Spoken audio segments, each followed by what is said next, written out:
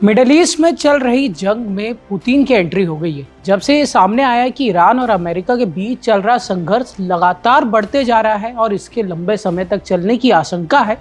इस बीच रूस के राष्ट्रपति व्लादिमीर पुतिन ने इस युद्ध को रोकने के लिए कोशिशों में अब वो सक्रिय होते दिख रहे हैं। हाल ही में पुतिन ने सऊदी अरब के प्रिंस मोहम्मद बिन सलमान से फोन पर बातचीत की। इस बातचीत में दोनों नेताओं ने युद्ध को जल्द खत्म करने और इसके स्थायी समाधान के लिए राजनीतिक और कूटनीतिक प्रयास तेज करने पर जोर दिया।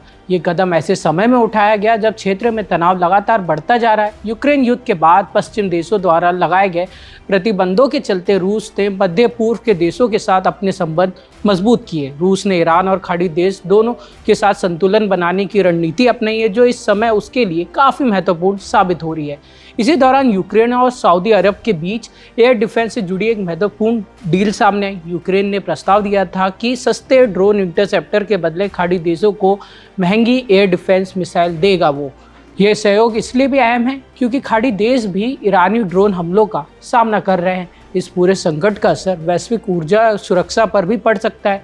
ऊर्जा उत्पादन और परिवहन में आ रही बाधाओं के कारण अंतर्राष्ट्रीय बाजार में अस्थिरता बढ़ती जा रही है। ऐसे में रूस और सऊदी अरब ने ओपेक प्लस के तहत मिलकर तेल बाजार को स्थिर बनाए रखने के लिए आवश्यकता पर भी जोर दिया है। वहीं ईरान में अमेरिका और इजराइल के हमलों से भारी तबाही हुई है। हजारों घरों और व्यावसायिक इमारतें नष्ट हो चुकी हैं और कई ऐतिहासिक स्थलों को भी नुकसान पहुंचा है। कुल मिलाकर ये युद्ध न केवल क्षेत्रीय बल्कि वैश्विक स्तर पर गहरा प्रभाव डाल रहा है और इसे जल्द समाप्त करना दुनिया के लिए बेहद जरूरी हो गया है। इस बीच पुतिन की ये सक्रियता कितनी लाभदायक होगी, इस पर हमारी नज़र बनी रहेगी। तब तक के लिए देखते रहिए India.com।